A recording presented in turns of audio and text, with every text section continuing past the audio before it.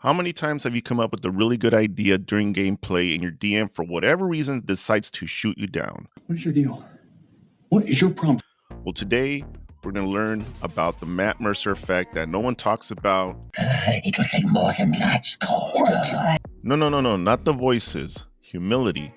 And it all revolves around this. Today on RPG Movies. What is your problem? I come here with an idea, I put myself on the line, you shoot it down with your negativity. Your goddamn negativity, I don't need it. Today on RPG Boons, we're going to show you a Campaign 2 clip.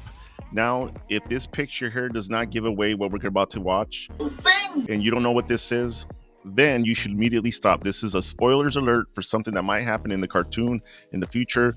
Do not proceed. I'm warning you. It's up to you.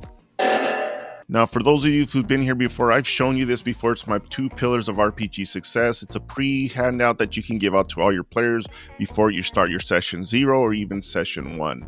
But today, we're not going to go over it in detail, but we're going to go over no GM versus heroes. GM supports PCs and how PCs can support the GM as well. I think this clip we're about to watch embodies that exact same principles that we have here on the 2 pillars of RPG success. In this clip, you can see that Jester jumps in for no reason and is really kind of messing up the flow of the game, you could say. And you can see that some of the players are getting a little bit irritated about just, the way Jester is. It's a difficult character to deal with, but it's also very cute and sweet. I go in.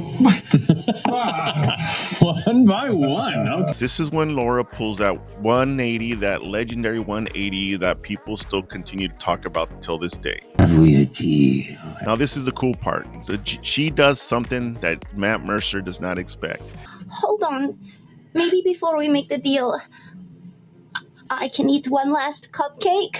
Now, what we see here is how a GM can support a PC even though the other players are not necessarily into it. Check it out. To pull out my last blueberry cupcake.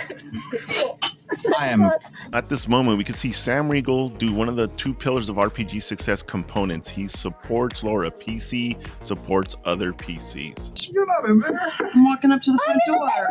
Do your thing. Please split this cupcake with me. See, I'm using my fingers to break it in half. Now, before anything happens, she has to pull off that roll. Make a persuasion check. 24. As it's happening, you can see Matt Mercer is a little befuddled. That was sprinkled with the dust of deliciousness. He knows what's about to happen or is happening. Okay. But he's just going to let it ride. This is another great example where you can look at how dungeon masters just don't remember everything they gave you and everything they did. And Laura nicely explains to him what the dust of deliciousness does. Remind me what that is again?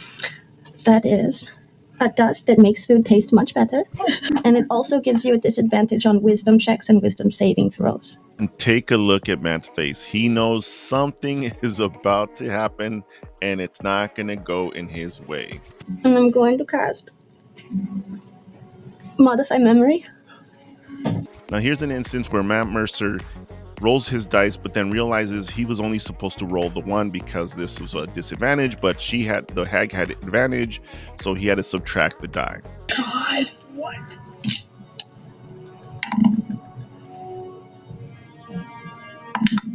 So even though he rolled twice, he chose the first roll correctly, which was the lower roll, which caused him to fail his wisdom check. Okay. Did I succeed? Yep. What? GMs, take note. As Laura explains what the spell is doing to the hag, Matt Mercer, you can see it in his face, the frustration. He realizes what's happening, but this is a DM accepting his fate, having that humility, that other Matt Mercer effect that should be given to all other DMs, and he accepts the loss. He realizes he's not going to win this one out. I'm going to make her believe that she enjoyed my company so very much that she agreed to end Not's curse because she liked hanging out so much. And she hasn't had good company in a very long time. On this very next moment, this is awesome. Laura steps in and helps Matt. You can see that he's confused. He doesn't really know how to carry on the narrative. And this is a great example where PCs should support the DM or the GM. And you can see she immediately seeing that he's a little confused or not sure what to do, she immediately jumps in and helps push the story forward. And this is a great example of how you, the PCs and the GM, should work to move the story forward. Okay. So as you complete your incantation, the minute of describing this shift in time, you I get done with telling her that, and I just start going, oh my god, you are so funny.